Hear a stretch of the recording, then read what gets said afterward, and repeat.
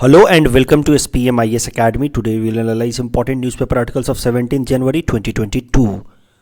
Please note you can download the PDF version of today's newspaper analysis by clicking the link given in the comment section. You can also join our WhatsApp group through the link given in the description section for more study materials. This is the list of the topics that we will be covering from today's newspaper. The first article is taken from editorial segment. It is about proposed Kokilabari University campus, and this topic is important from our syllabus paper 4 environment point of view. It is also important from our syllabus paper 6 Assam issues point of view. सबसे पहले इस current article का context समझते हैं। तो देखिए, Bodoland territorial council और असम सरकार ने मिल करके फैसला लिया है कि they will be establishing a full fledged agro forestry and biodiversity college at Kokilabari. Kokilabari जो एरिया है, it is at the fringes of Manas national park and its tiger reserve. इसका एक सिग्निफिकेंस ये है कि it is one of the last place और last refuge for a special kind of bird जिसका नाम है Bengal florican, which is a critically endangered bird. तो कोकिलाबारी फार्म को अगर देखा जाए, जहाँ पे ये agro forestry and biodiversity college बनाने की बात चल रही है, वहाँ पे लगभग 9 स्क्वायर किलोमीटर एरिया में 25 बंगाल फ्लोरिकन बर्ड्स पाए जाते हैं. Just to give you the importance of this Kokilabari farm centre, मैं ये डाटा आपके साथ शेयर कर रहा हूँ कि बस 9 स्क्वायर किलोमीटर एरिया में ये 25 बंगाल फ्लोरिकन इस कोकिलाबारी फार्म सेंटर में पाए जाते हैं, जबकि मानस नेशनल पार्क के लगभग 850 स्क्वायर किलोमीटर एरिया में बस 33 बंगाल फ्लोरिकन पाए जाते हैं. So with this data you can appreciate the importance of this Kokilabari farm shelter as far as the population of Bengal florican bird is concerned. लेकिन अब यहाँ पे असम सरकार चाह रही है कि एक agro forestry and biodiversity college बनाया जाए. ये प्लान तो देखिए पिछले 6-8 महीनों से चल रहा है, लेकिन अब ये न्यूज़ में इसलिए निकल के आया है क्योंकि एक इंटरनेशनल ऑर्गेनाइजेशन है IUCN, आपने इसका नाम ज़रूर सुन रखा होगा. अब IUCN ने एक लेटर लिखा है हमारे चीफ मिनिस्टर हिमंत बिस्वा शर्मा साहब को, where it has severely criticise this proposal of creating an agro forestry biodiversity college at Kokilabari. उन्होंने इस लेटर में लिखा है कि it is a kind of terrible sacrifice of a natural jewel which is that could trigger birds extension. तो मतलब severe words में उन्होंने क्रिटिसाइज़ करने की कोशिश की असम सरकार के इस फैसले को of creating a biodiversity college. क्या कि आप ये one of the last refuge बचा हुआ है, लास्ट सेंचुरी बचा हुआ है of this Bengal florican bird, और आप उसको भी डिस्ट्रॉय करना चाह रहे हैं. So this is a kind of terrible step. अगर IUCN ने अब जब ये लेटर लिखा है तो इसका बहुत ज़्यादा वेटेज होगा, क्योंकि IUCN एक काफ़ी रेप्यूटेड इंटरनेशनल ऑर्गेनाइजेशन है as far as environment conservation is concern. तो एक बार IUCN के बारे में समझते हैं. IUCN का फुल फॉर्म है international union for conservation of nature. As I said, it is a global environmental organization. It is headquartered in Switzerland. It was created in 1948. ये इतना important है that it has got an observer status at United Nations General Assembly.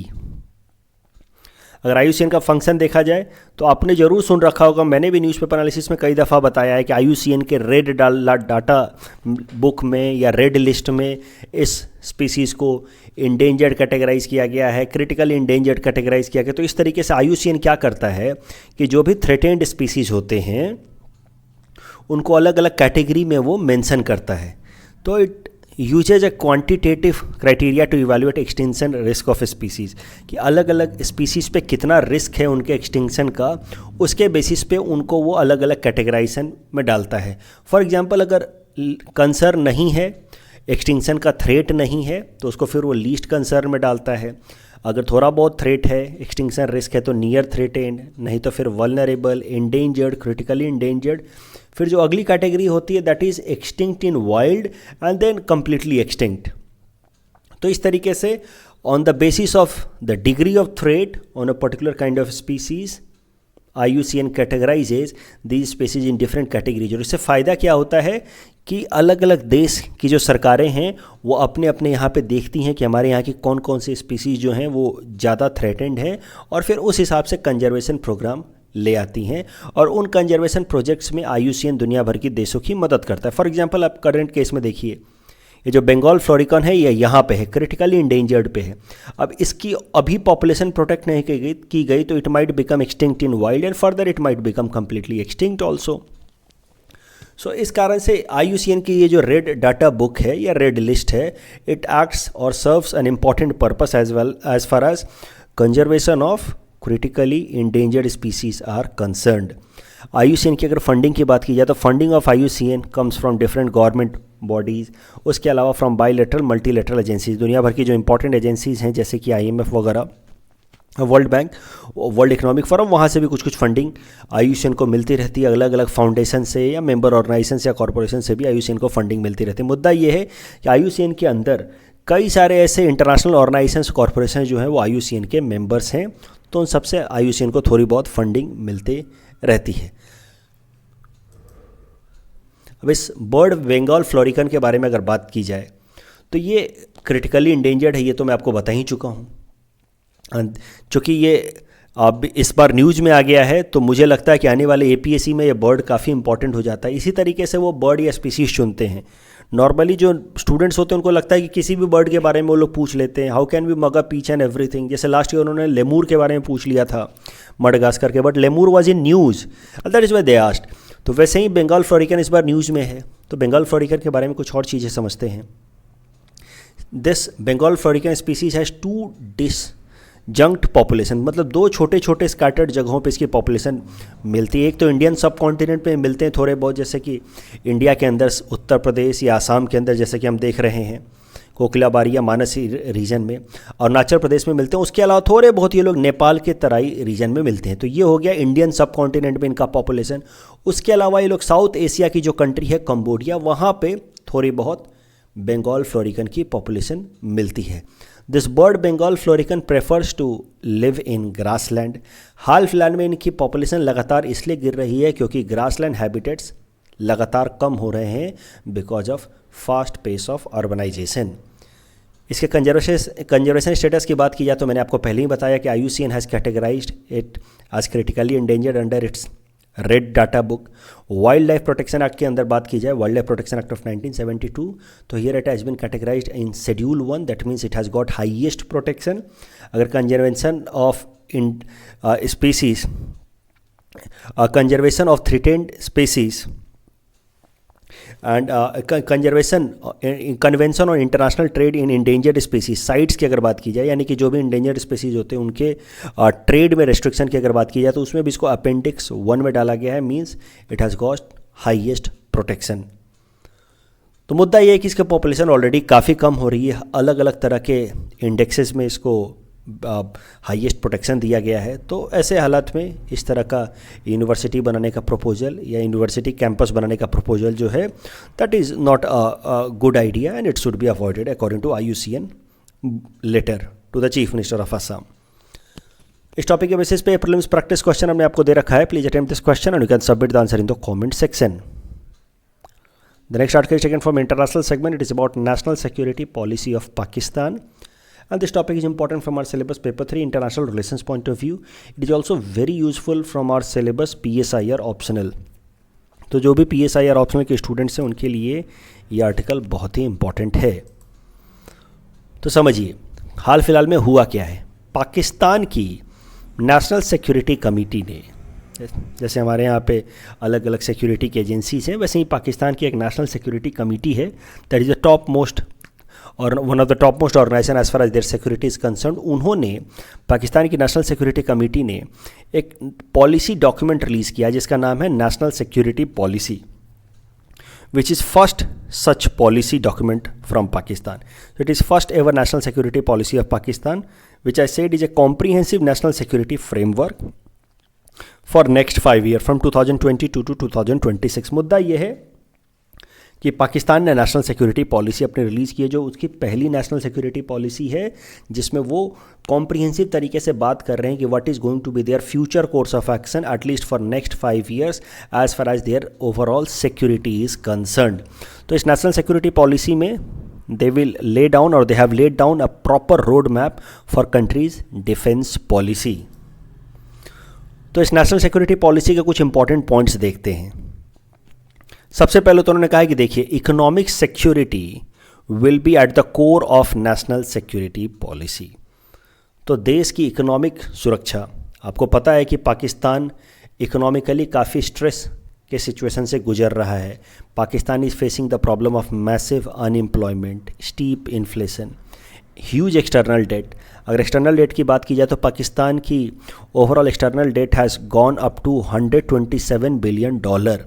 And just to give you a perspective कि how high it is given the size of Pakistan economy, तो इसी पाकिस्तान से economy size is somewhere close to $300 billion और $127 billion का उसके ऊपर external debt हो चुका है।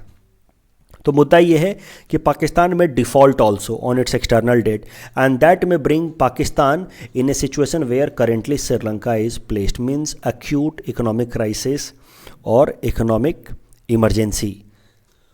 तो वैसे हालत से पाकिस्तान बचना चाहता है। नेचुरली ऐसे हालत से वो तभी बच सकता है जब अपने आसपास के जो पड़ोसी देश हैं उनके साथ वो बेहतर ट्रेड टाइज इस्टेब्लिश करे। अब उसके पास घूम फिर करके यही 4-5 ऑप्शन बच जाते हैं। एक तरफ अफगानिस्तान है जो खुद ही क्योस के फेज से गुजर रहा है, तो अफगानिस्तान के साथ कोई बहुत ज़्यादा ट्रेड का पोटेंशियल है नहीं। चाइना की अगर बात की जाए तो चाइना का जो मेजर सेटलमेंट है that is located on the far east side of the China. So that is Y China और पाकिस्तान के बीच में कोई नेचुरल ट्रेड रिलेशन नहीं हो सकता because of the geographical distance and cultural distance also. Culturally भी वो सेम नहीं है, तो सेम तरीके के प्रोडक्ट का कंजम्पशन बहुत ज़्यादा नहीं होता। जो पाकिस्तान में चीज़ें बनती हैं उसका चाइना में कोई खास डिमांड है नहीं। तो मिला जुला करके कुछ हद तक सेंट्रल एशियन कंट्रीज रह जाते हैं पाकिस्तान के इकोनॉमिक रिवाइवल के लिए as far as trade is concern. और दूसरा जो सबसे मेजर अलाई चाप पाकिस्तान के लिए हो सकता है वो सकता है इंडिया। तो अगर पाकिस्तान को ऐसे इकोनॉमिक इनसिक्योरिटी के फेज से इमर्ज करना है, रिवाइव करना है, तो वो अब अपने टाइज़ को इम्प्रूव करने की कोशिश करेगा, इकोनॉमिक टाइज़ को इम्प्रूव करने की कोशिश करेगा इंडिया के साथ। और शायद से इसी डायरेक्शन में फिर ये national security policy of Pakistan लाई गई है, क्योंकि पाकिस्तान की इकोनॉमी की हालत बहुत ख़राब हो चुकी है। It is seeking a bail out from IMF because it is facing an acute BOP crisis, current account deficit. तो पहली चीज़ तो उन्होंने कही कि look, economic security is at the core of national security policy. तो हमारे देश की जो भी सुरक्षा है उसमें मिलिट्री स्टेट ना होकर के हम लोग अब देश की इकोनॉमिक हालात को सुधारने की कोशिश करेंगे सबसे पहले। And then they talk India specific things. They say कि look, we are not seeking hostility with India for next 100 years. तो कम से कम 100 सालों तक इंडिया के साथ हम कोई हॉस्टिलिटी नहीं चाहते हैं, कोई दुश्मनी नहीं चाहते। And that is a sharp deviation from their earlier approaches as far as India is concern, क्योंकि उनके फॉर्मल पॉलिसी जिस तरह की रही है पाकिस्तान की, उनके हेड ऑफ द स्टेट्स की तरफ से इस तरह के स्टेटमेंट्स आए हैं कि they want to have a policy like bleed India through 1000 cuts. Benazir Bhutto ने कहा था कि there can not be any friendship with India for next 1000 years. तो ऐसी ऐसी बातें उन्होंने कही और अब उसमें एक शार्प यू टर्न देखा जा सकता है। और कारण मैंने आपको बताया क्या और क्यों कारण है। उनकी इकोनॉमिक जो चैलेंजेज वो फेस कर रहे हैं उससे एक ही सॉल्यूशन उनको दिख रहा है, and that is improving trade ties with India. And that is why they say कि we do not seek hostility with India for at least next 100 years.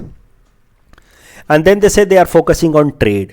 So this document also emphasises on invigorating trade ties with India. और साथ ही साथ वो एक और important बात कहते हैं कि we don't want Kashmir issue to hinder our economic interaction. तो अभी तक ये पाकिस्तान का क्या अप्रोच रहता था, इमरान खान के भी इस तरह के कई सारे स्टेटमेंट्स आए हैं कि जब तक कश्मीर के मामले पे कोई एक कन्वर्जेंस नहीं आता है, एक तरीके की कंसेंसस नहीं बनती है, तब तक इंडिया के साथ किसी भी तरीके का इंटरैक्शन या इंटीग्रेशन नहीं हो सकता। But now they have taken a sharp change in their approach. Now they are saying कि लुक, कश्मीर इशू को हम लोग पैरेलली रिजॉल्व करते रहेंगे। So at the same time we can strengthen our trade and economic ties. So this is how they have taken a change in their approach as far as Kashmir is concerned. They say कि dispute on Kashmir should be segregated from economic affairs. और ये लगभग उसी तरीके का अब approach वो propose कर रहे हैं जिस तरीके का इंडिया का रिलेशन चाइना के साथ है। We have border disputes with China also, but in 1987-88 Rajiv Gandhi की सरकार ने चाइना के साथ एक इस तरह की अग्रीमेंट अंडरस्टैंडिंग डेवलप की थी, जब उस टाइम के चाइनीज़ प्रीमियर थे डेंग जियोपिंग, कि भाई बॉर्डर डिस्प्यूट्स को हम लोग बायलैटरली और पैरेलल तरीके से डिस्कस करते रहेंगे, but at the same time India and China should go for more and more economic cooperation and trade. और इस तरीके से फिर इंडिया एंड चाइना ने अपने ट्रेड को प्रमोट करने की कोशिश किया। Now China is India's largest trading partner. तो उसी तरीके का कुछ प्रपोजल ये लोग भी दे रहे हैं पाकिस्तानी। इनके अप्रोच में काफ़ी अंतर देखा जा सकता है कि कश्मीर के मुद्दे पे चर्चा होती रहेगी, at the same time let us strengthen our economic ties. लेकिन अंत में फिर से वो भारत सरकार, जो मौजूदा भारत सरकार है, उसको ये लोग क्रिटिसाइज़ करते हैं अपने इस नेशनल सिक्योरिटी पॉलिसी डॉक्यूमेंट पे। कहते हैं कि जो मौजूदा भारत सरकार है उसकी जो हिंदुत्व की पॉलिसी है, यानी कि एक्सट्रीम या फार राइट पॉलिसी है, which is conservative in nature and which is a kind of majoritarian in nature, ऐसा वो लोग कहते हैं। कॉम्युनलिज्म को प्रमोट कर रहे हैं, ऐसा वो लोग कहते हैं। And they have equated Hindutva agenda of current regime of India with a kind of fascism. तो एक तरीके से मौजूदा भारत सरकार के को उन्होंने क्रिटिसाइज़ किया एज ए फासिस्ट रिजाइम, और वो कहते हैं कि मौजूदा भारत सरकार का अप्रोच जो है वो कंड्यूसिव नहीं है as far as overall prosperity in Indian subcontinent region is concerned. अब इस पूरे डॉक्यूमेंट की अगर एनालिसिस की जाए तो दो तरह के ओपिनियन निकल के आते हैं। Experts are divided on this document. Pakistan की जो नेशनल सिक्योरिटी पॉलिसी है, पहली बार इस तरह की डॉक्यूमेंट निकल के आई है। पाकिस्तान ने पहली बार इस तरह की कुछ बातें की हैं कि let us segregate economic ties from Kashmir issue. तो इस तरह की बातें पहली बार हो रही हैं। रियलिस्ट जो होंगे, अब देखिए ये प्योर पॉलिटिकल साइंस कॉन्टेक्स्ट में मैं एक्सप्लेन कर रहा हूँ, अदरवाइज जो जनरल स्टडीज़ में आप कभी भी रियलिस्ट या लिबरल एक्सप्लेनेशन नहीं देंगे, आप नॉर्मल एक्सप्लेनेशन देंगे कि there are two different kinds of opinion. But political science international relations में जो एक्सपर्ट्स होते हैं वो मेनली दो तरह की थ्योरीज हैं। अगर आप PSIR के स्टूडेंट हैं तो आप जानते हैं कि there are mainly two prevalent theories as far as international relations is concerned. One is the realist perspective, second one is the liberal perspectives. तो what realists will say कि देखिए कोई खास बड़ी बात नहीं है, India should not read much into this Pakistan's national security policy. It is just an attempt to have image makeover for Pakistan. Pakistan अपनी बस इमेज सुधारने की कोशिश कर रहा है because it is in dire need of IMF bail out. उसको IMF से बहुत ज़्यादा पैसा चाहिए अपनी इकोनॉमी को रिवाइव करने के लिए, और इस कारण से वो अपनी इमेज सुधारने की कोशिश कर रहा है IMF के लिए, ताकि IMF उसको कुछ और एक्सटर्नल फंडिंग दे ताकि पाकिस्तान की इकोनॉमी जो है करंट क्राइसिस सिचुएशन से इमर्ज कर पाए। Pakistan already is under a process of availing benefit of IMF bail out package, लेकिन पाकिस्तान ने हाल फिलहाल में ये भी अनाउंस किया है कि जितना IMF बेल आउट पैकेज अभी तक दिया है that is not enough and Pakistan will be needing more such packages in future. तो एक बात तो तय है कि पाकिस्तान अपनी एक इमेज अच्छी करने की कोशिश करेगा ताकि IMF से उसको फ्यूचर में भी कुछ बेल आउट पैकेजेस मिलते रहें। And that is why realist are saying कि don't read much into this national security policy, it is nothing but a kind of cosmetic change just to have some image improvement of Pakistan. दूसरा ये लोग ये भी कहते हैं they sow a kind of distrust in Pakistan political system. वो कहते हैं कि देखिए पाकिस्तान की तो पॉलिटिकल सिस्टम काफ़ी ज़्यादा अनस्टेबल है, वहाँ पे कभी भी सरकारें बदल जाती हैं, मिलिट्री को हो जाता है। So given Pakistan instability, Pakistan political instability, regime change जब होगा, जब वहाँ की सरकार बदलेगी, एक बार इमरान खान हट जाएंगे तो देन द नेक्स्ट गवर्नमेंट में completely neglect the recently release national security policy. और इसी कारण से भारत सरकार को कोई बहुत ज़्यादा इस नेशनल सिक्योरिटी पॉलिसी में इंटरेस्ट दिखाने की ज़रूरत नहीं है, बिकॉज 2-3 सालों में वहाँ की सरकार बदल ही जाती है। और फिर कैसा होगा कि then again the new government will have new approach and this new security policy might be thrown into dustbin. उसके अलावा तीसरी बात इन्होंने ये भी कह रहे हैं रियलिस्ट कि देखिए पाकिस्तान ने कह तो दिया कि they want a kind of economic cooperation with India, they want to improve trade ties, they want to keep Kashmir issue aside, they want economic security at the core, but they have not laid any concrete roadmap to achieve these proposed goals. वो सिर्फ कह रहे हैं, बातें कह रहे हैं, but अगर आप इस पूरे डॉक्यूमेंट को देखें तो इस पूरे डॉक्यूमेंट का जो नेशनल सिक्योरिटी पॉलिसी का डॉक्यूमेंट उसका 50% तक डॉक्यूमेंट उन्होंने पब्लिक किया है, बाकी का 50% डॉक्यूमेंट उन्होंने पब्लिक डोमेन में रखा भी नहीं है। और क्या अप्रोच होगा उनका अपने इस डिज़ायर्ड गोल्स को अचीव करने के लिए, वो प्रपोज्ड स्टैंड भी उन्होंने नहीं बताया है, कोई प्रपोज स्टेप भी उन्होंने नहीं बताया। तो एक बात तो तय है कि Pakistan does not have any clear cut future policy to achieve these goals, plus Pakistan has some ill agenda also and that is why it has not made 50% of the document public. So this is how realist are saying कि please do not read much into these national security policy document released by Pakistan, it does not have much implication और deeper implication for future.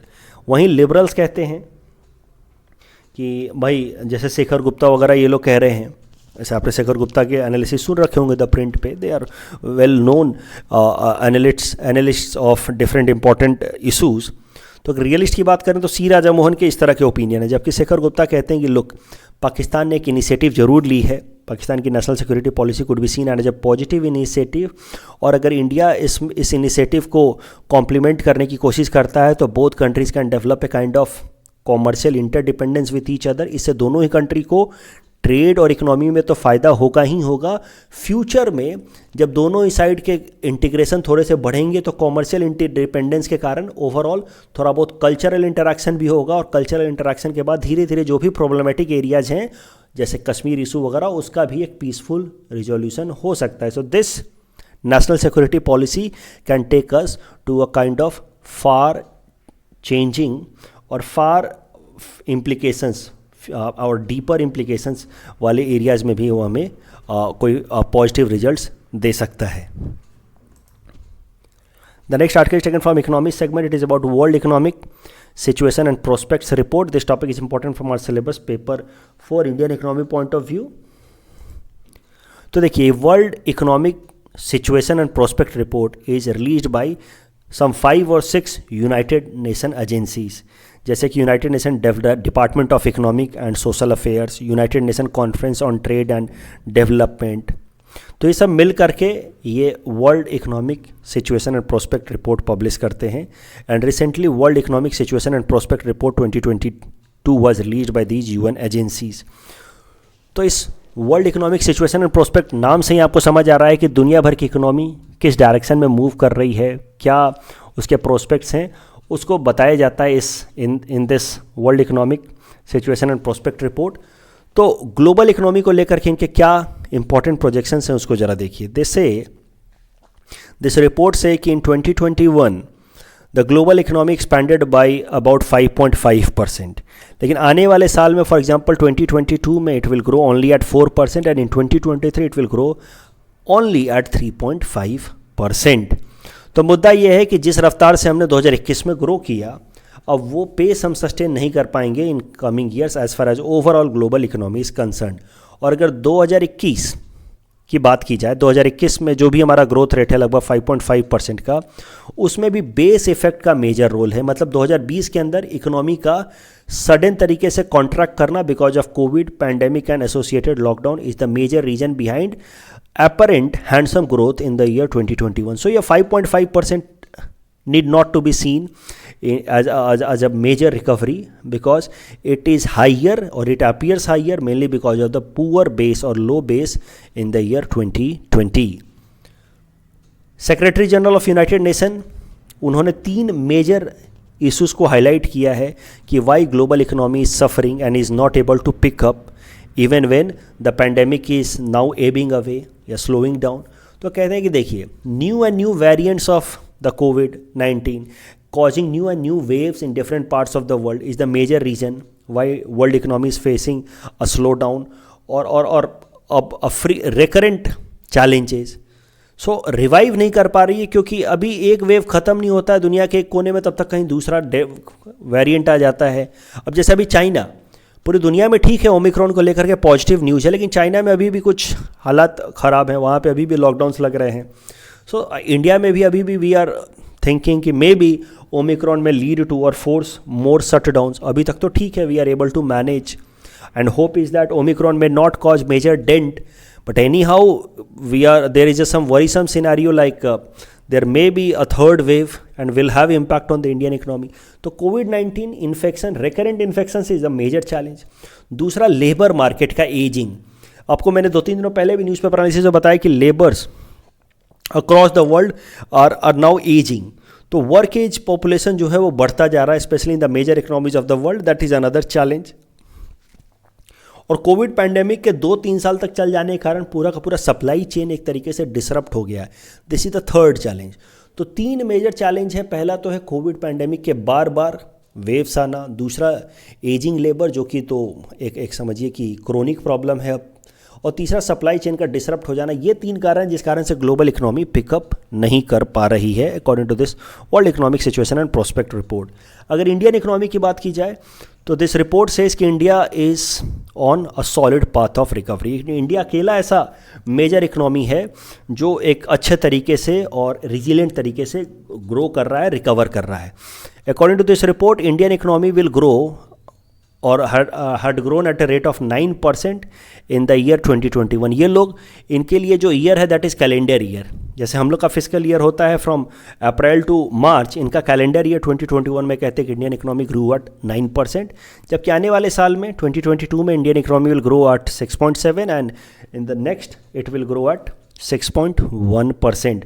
Again बात की जाए कि 9% का growth rate जो हमें दिख रहा है साल 2021 में, that is mainly because of low base in the year 2020 because of slowdown and pandemic associated contraction। इस टॉपिक के बेसिस पे प्रीलिम्स प्रैक्टिस क्वेश्चन हमने आपको दे रखा है। Please attempt this question and you can submit the answer in the comment section. The next article taken from Assam segment, it is about tiger density across India। This topic is important from our syllabus paper 4 environment point of view। It is also important from our syllabus paper 6 Assam issues point of view। तो देखिए क्या है news. तो आपको हाल फिलहाल में मैंने बताया था कि India state of forest report 2021 publish हुई है, उसके इंपॉर्टेंट डाटा मैंने आपको बताए थे। अब इस इंडिया स्टेट फॉरेस्ट रिपोर्ट 2021 के टाइगर रिलेटेड इंपॉर्टेंट डाटा देखते हैं। तो इस रिपोर्ट के हिसाब से इंडिया के 3 टॉप मोस्ट टाइगर डेंसिटी वाले एरिया हैं। कॉर्बेट टाइगर रिजर्व, जिसके टाइगर डेंसिटी है 14 टाइगर्स पर 100 स्क्वायर किलोमीटर। दूसरे नंबर पे Kaziranga having tiger density of 13.06 पर 100 स्क्वायर किलोमीटर। एंड थर्ड पे है Nagarhole of Karnataka with tiger density of 11.82 पर 100 स्क्वायर किलोमीटर। अगर असम के अंदर बाकी सारे एरियाज़ के अंदर टाइगर डेंसिटी की बात की जाए तो ओरांग टाइगर रिजर्व की टाइगर डेंसिटी है 10.62, जबकि मानस टाइगर रिजर्व की टाइगर डेंसिटी काफ़ी कम है, it is somewhere close to 3.30। अगर ओवरऑल टाइगर पॉपुलेशन की बात की जाए तो काजीरंगा के अंदर tiger population is 104, but it is only 31 in Manas, 21 in Orang and only 3 इन नामेरी। अगर ओवरऑल टाइगर रिजर्व के साइज़ की बात की जाए, एरिया की बात की जाए, तो आसाम के अंदर Manas tiger reserve is the largest one, followed by of course Kaziranga. तो मानस टाइगर रिजर्व की एरिया है, notified tiger area for Manas is 2837 square kilometre, वहीं काजीरंगा की notified tiger area is 1173 square kilometre. लेकिन अगर पूरे इंडिया भर में बात की जाए तो मानस टाइगर रिजर्व असम में तो सबसे बड़ा है, लेकिन इंडिया भर में ये तीसरे नंबर पे है। पहले पे है नागार्जुन सागर श्रीशैलम इन आंध्र प्रदेश एंड इंद्रावती इन छत्तीसगढ़। अब ये अगर आप APSC की तैयारी कर रहे हैं तो ये दोनों नाम आप भूल भी सकते हैं, लेकिन आपको इतना याद रखना है कि असम के अंदर जो सबसे बड़ा टाइगर रिजर्व वाला एरिया है वो है मानस। अगर overall number of tiger reserves की बात की जाए तो सबसे ज़्यादा टाइगर रिजर्व है मध्य प्रदेश और महाराष्ट्र में, both of them have 6 tiger reserves each. Highest number of tigers are found in Corbett with 231, followed by Karnataka's Nagarhole 217 and Bandipur 126। इस टॉपिक के बेसिस पे प्रीलिम्स प्रैक्टिस क्वेश्चन हमने आपको दे रखा है। Please attempt this question and you can submit the answer in the comment section. कल जो हमने आपको प्रैक्टिस क्वेश्चन दिया था उसका आंसर देख लेते हैं। Russia highest forest cover in the world, absolutely correct. In India Madhya Pradesh highest forest cover among the Indian state in terms of percentage, this is wrong. In terms of percentage Mizoram has highest forest cover, so the correct answer is option A 1 only. Army day is celebrated on 15th January, so the correct answer is option C। and significance of 14 January, none of them। 14 जनवरी को month खत्म होता है पौष वाला, इसलिए correct answer will be option D, none of the above। That's all from our side for today. Thanks for watching।